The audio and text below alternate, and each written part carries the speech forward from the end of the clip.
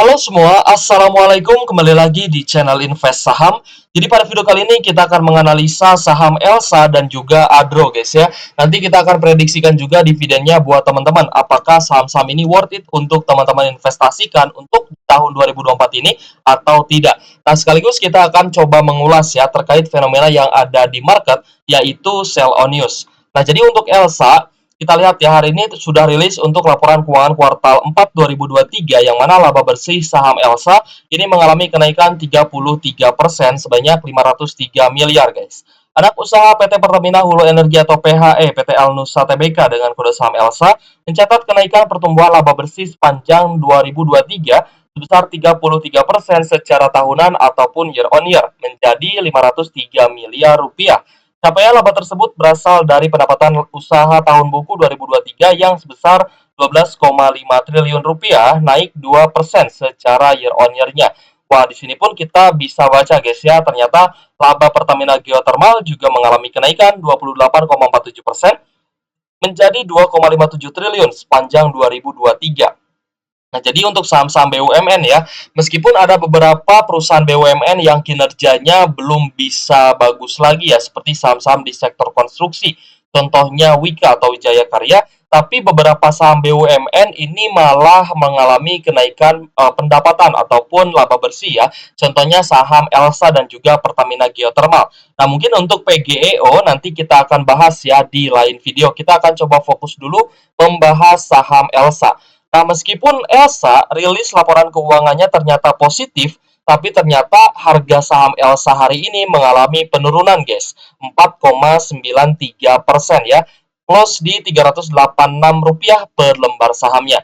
Kenapa ini bisa terjadi? Padahal saham Inco ketika rilis laporan keuangan kuartal 4 2023 ya untuk full year kinerjanya juga bagus gitu guys ya. Nah, saham Inco waktu itu pas rilis laporan keuangan malah naik, tapi kenapa kok saham Elsa ini malah turun gitu guys ya.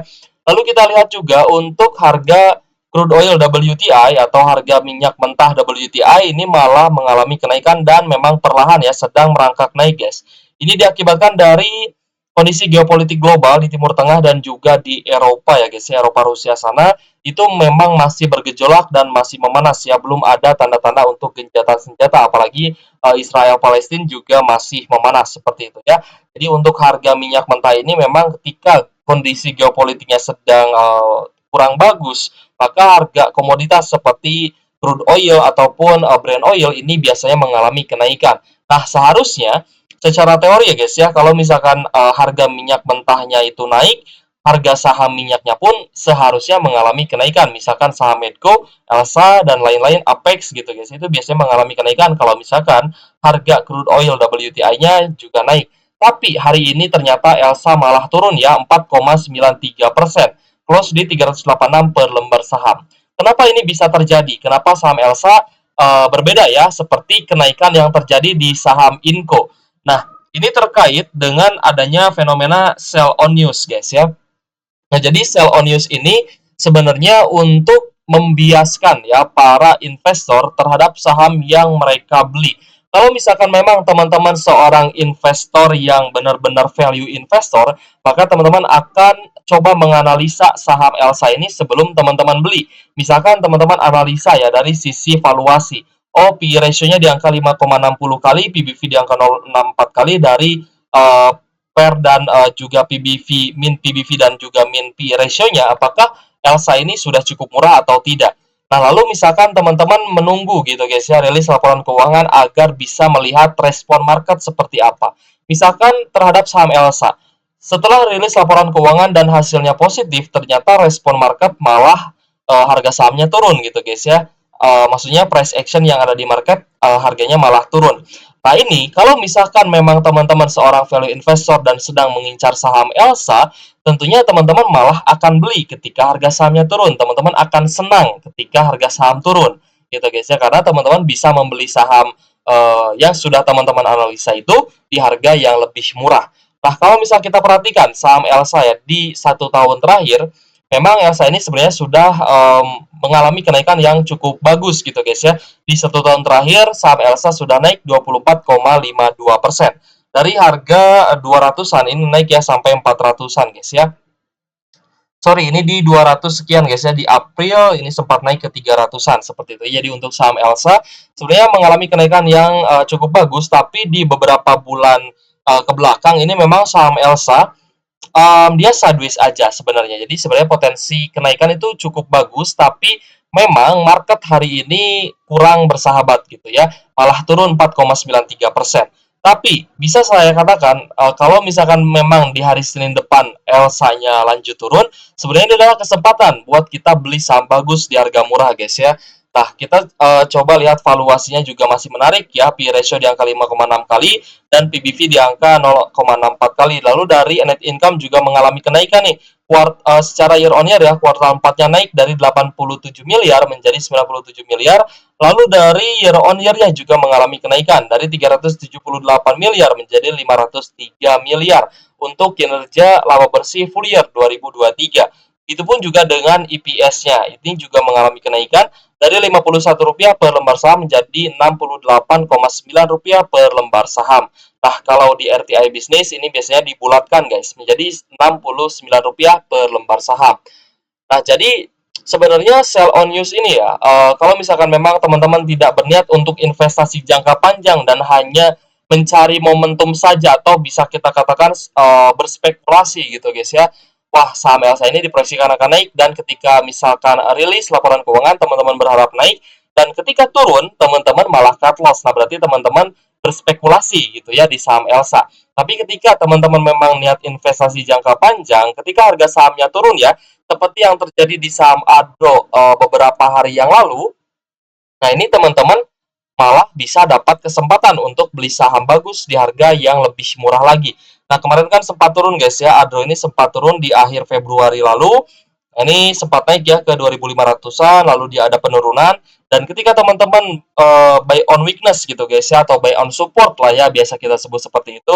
Ketika teman-teman beli saham ADRO di harga yang lebih murah, maka hari ini sudah mengalami floating profit gitu guys. Jadi jangan sampai fenomena sell on news yang dilakukan atau yang ibaratnya dilakukan untuk memanipulasi para investor agar cut loss ini semoga saja tidak terjadi ke teman-teman ya. Semoga teman-teman tidak cut loss di saham-saham bagus. Itu tujuan saya dan itu maksud dari pembahasan ini. Oke guys, jadi kita coba lihat guys ya untuk rasio keuangan dari saham Elsa ya. Elsa ini memiliki cash 2 triliunan, total asetnya 9,6 triliun, total liabilitas 5,1 triliun, working capital 1,8 triliun, dan total ekuitasnya 4,4 triliun. Dan dari debt to equity ratio, di mana total ekuitasnya ini lebih rendah ya dibandingkan total liabilitas, maka DER-nya ini berada di atas sekitar 100%-an, yang berarti Elsa sebenarnya dari DER ya, kalau misal kita bahas dari debt to equity ratio, ini di angka 117% guys ya untuk DER-nya Elsa. Nah, saya sempat nonton guys pembahasan mengenai debt to equity ratio di channelnya Bapak Teguh Hidayat gitu guys, seorang value investor juga. Beliau berpendapat bahwa DER di atas 100, 200 bahkan 300% itu sebenarnya masih cukup oke. Kalau misalkan hutangnya itu adalah hutang jangka panjang. Nah, tapi berarti harus kita analisa kembali apakah DER yang besar itu adalah hutang jangka panjang atau hutang jangka pendek gitu guys ya. Kalau misalkan hutang jangka pendek dan perusahaan harus segera melunasi, nah berarti ini sudah warning. Tapi kalau misalkan hutangnya masih jangka panjang, itu berarti masih ada kesempatan untuk kita bisa investasi di perusahaan tersebut ya, seperti itu. Untuk DER lebih rendah sebenarnya lebih bagus, tapi DER di sekitar 300% itu masih oke. Tapi ada saham yang debt to equity ratio-nya di atas 300% bahkan mencapai ribuan persen.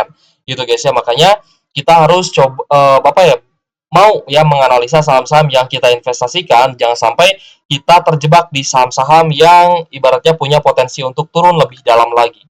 Lalu kita bahas juga dari sisi dividen, terakhir membagikan dividen di 15 Juni 2023 dan Elsa ini hanya bagi satu kali dividen, di mana dividen yield yang diberikan di 15 Juni 2023 tersebut adalah di kisaran 6,74%-an ya untuk dividen yield-nya. Lalu kita lihat dari return on asset yang ke 5,24% dan return on equity-nya cukup bagus ya di angka 11,40%. Nah, Berbanding terbalik dengan saham Adro. Saham Adro hari ini rilis ya untuk laporan keuangan kuartal 4 2023 dan malah mengalami penurunan laba bersih sebanyak 34,16%.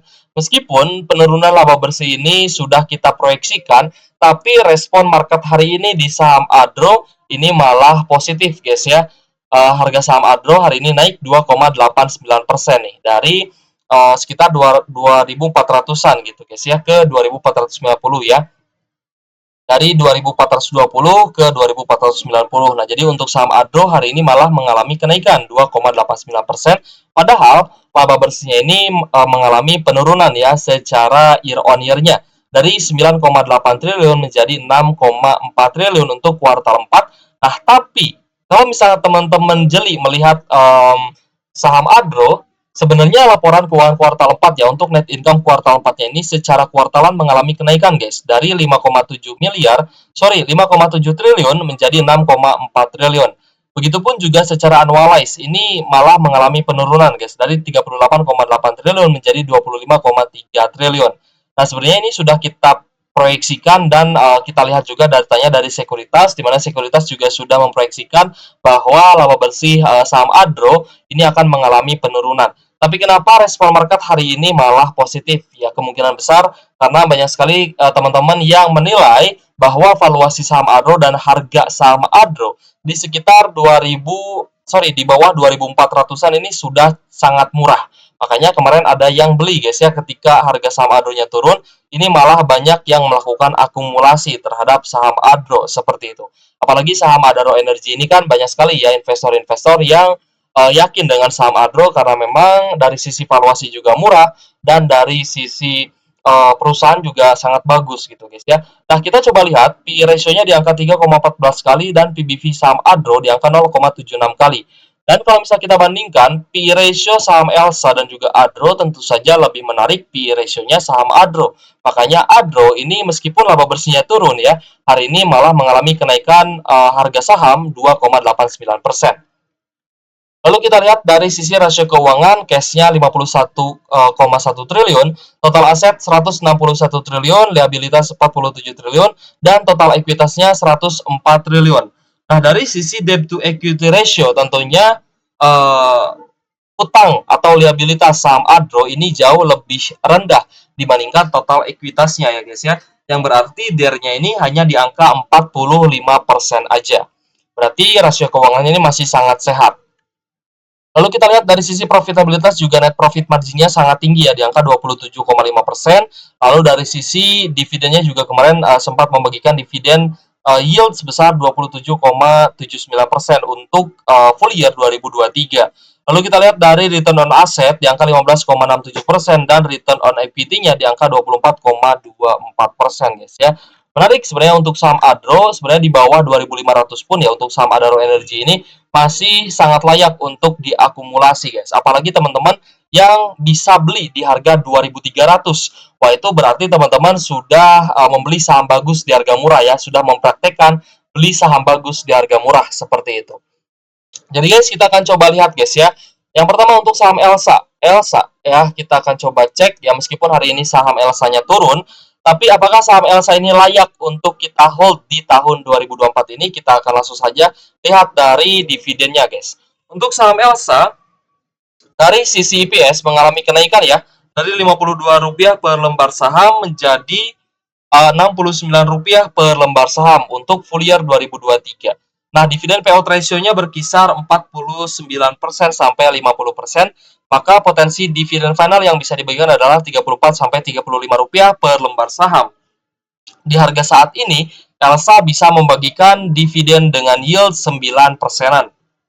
Yang berarti untuk dividen yield Elsa ini sebenarnya sudah berada di atas yield dividennya saham-saham perbankan yang ada di Indonesia. Salah satunya adalah BBRI. Nah, untuk BBRI nanti kita akan coba bahas gitu guys ya, dengan skema untuk ibaratnya apa ya? Untuk dividen investing ya, untuk investasi jangka panjang, apakah kita masih layak untuk beli saham BBRI atau tidak seperti itu guys. Ya, nanti kita akan coba bahas di lain video. Nah, jadi untuk Elsa, Menurut teman-teman, dengan dividen yield 9 persenan ya untuk di tahun 2024 ini untuk dividen final 2024, apakah menurut teman-teman harga saat ini layak untuk dibeli atau tidak? Kalau menurut saya sih lebih turun ya, semakin turun semakin bagus guys. 386 ya guys ya. Di angka 386 per lembar saham. Kita coba cek aja nanti di hari Senin. Apakah Elsa akan ada pantulan dan mengalami kenaikan harga saham atau malah lanjut turun. Nah, kalau misalkan lanjut turun, misalkan ya ke 350 misalkan ya, atau 370 lah ya. Kita coba cek 370 kalau ke 350. Nah, maka dividen yield-nya ini berpotensi tembus 10% kalau misalkan memang turun harga sahamnya ke 350 ya. Sekarang di 386. Nah, menurut saya, teman-teman nggak usah cut loss kalau misalkan memang sudah investasi di saham yang kinerjanya bagus. Meskipun harga sahamnya turun, itu sebenarnya adalah kesempatan buat teman-teman bisa membeli harga saham Elsa di harga yang lebih murah. Lalu kita coba move ya ke saham Adro. Kenapa saham Adro hari ini banyak sekali diborong dan harga sahamnya naik ya, 2,89%. Karena banyak sekali kawan-kawan yang memprediksi ya bahwa dividen Adro bisa saja lebih tinggi dibandingkan dividen interimnya gitu guys ya. Nah, kita ke dividennya Adro. Untuk Adro, PS-nya tentu saja mengalami penurunan guys dari 1.213 per lembar saham menjadi Rp790 per lembar saham.